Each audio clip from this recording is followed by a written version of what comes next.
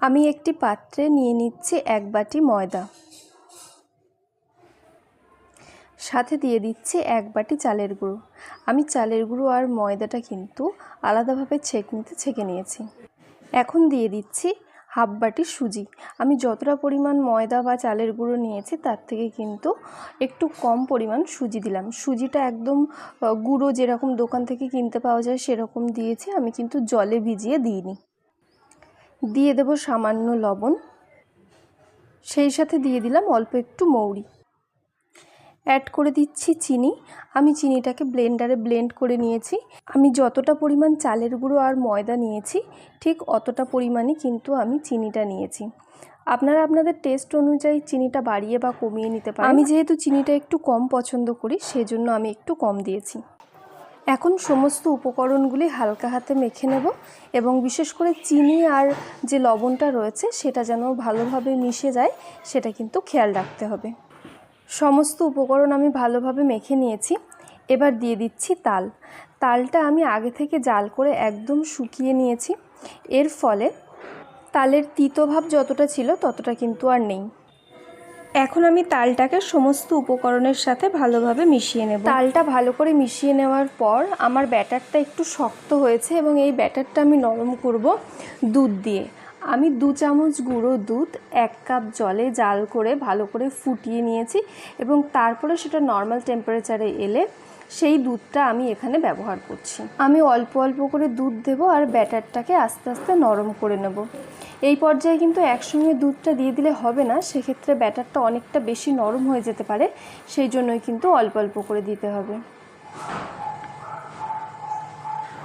আমি এখন যেভাবে ঘুরিয়ে ঘুরিয়ে এটা মেখে নিচ্ছি, এইভাবে মাখলে কিন্তু কষ্টটা অনেক কম হয় এবং খুব তাড়াতাড়ি এটা ফ্যাটানো হয়ে যাবে। আর এইভাবে মাখবো বলেই কিন্তু আমি একটা বড় পাত্র নিয়েছি। এই পর্যায়ে ব্যাটারটা একটু নরম মনে হতে পারে, কিন্তু এর মধ্যে যেহেতু সুজি রয়েছে সেই জন্য যখন আমি 1 ঘন্টা পর ভাজবো তখন কিন্তু এর কনসিস্টেন্সিটা একদম ঠিক মনে হবে। ফিরে এলাম 1 ঘন্টা পর। ব্যাটারের মধ্যে থাকা সুজিগুলো একদম সুন্দরভাবে ফুলে গেছে আর ব্যাটারের কনসিস্টেন্সিটা কিন্তু ভাজার জন্য একদম পারফেক্ট হয়ে গেছে। আমি কড়াইতে তেল দিয়ে ভালো করে তেলটা গরম করে নিয়েছি। এখন তেলের উপর প্রত্যেকটা বড়া আস্তে আস্তে ছেড়ে দেব।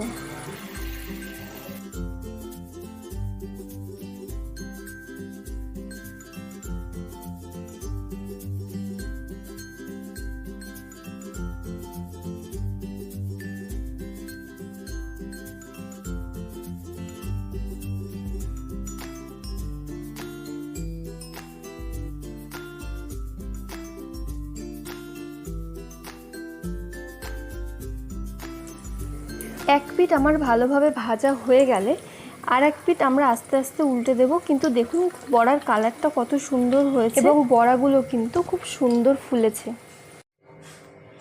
যদি আমার রান্না আপনার ভালো লাগে তাহলে চ্যানেলটি সাবস্ক্রাইব করবেন, লাইকও করতে পারেন, তবে বাড়িতে বানাতে কিন্তু একদম ভুলবেন না। আর বাড়িতে বানিয়ে আমাকে একটা কমেন্ট করে জানাবেন কেমন লাগলো। আমি কিন্তু আপনার কমেন্টের অপেক্ষায় রইলাম। এইভাবে বড়াগুলো ভেজে নিয়ে একটা পাত্রের উপর টিস্যু বিছিয়ে নিয়েছি আর তার উপরেই আমি বড়াগুলো তুলে দেব। এর ফলে বড়ার গায়ে যে এক্সট্রা তেলগুলো আছে সেটা কিন্তু থাকবে না।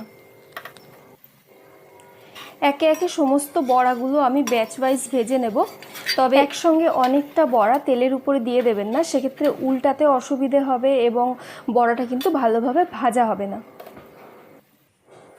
আমার বড়া ভাজা কিন্তু কমপ্লিট। এখন একটি পাত্রে পরিবেশন করব। আমি একটা বড়া ভেঙে আপনাদের দেখিয়ে দিচ্ছি। দেখুন ভেতরটা যেমন সুন্দর সফট, বাইরেটা তেমন মুচমুচে, সাথে অসাধারণ একটা তালের ফ্লেভার।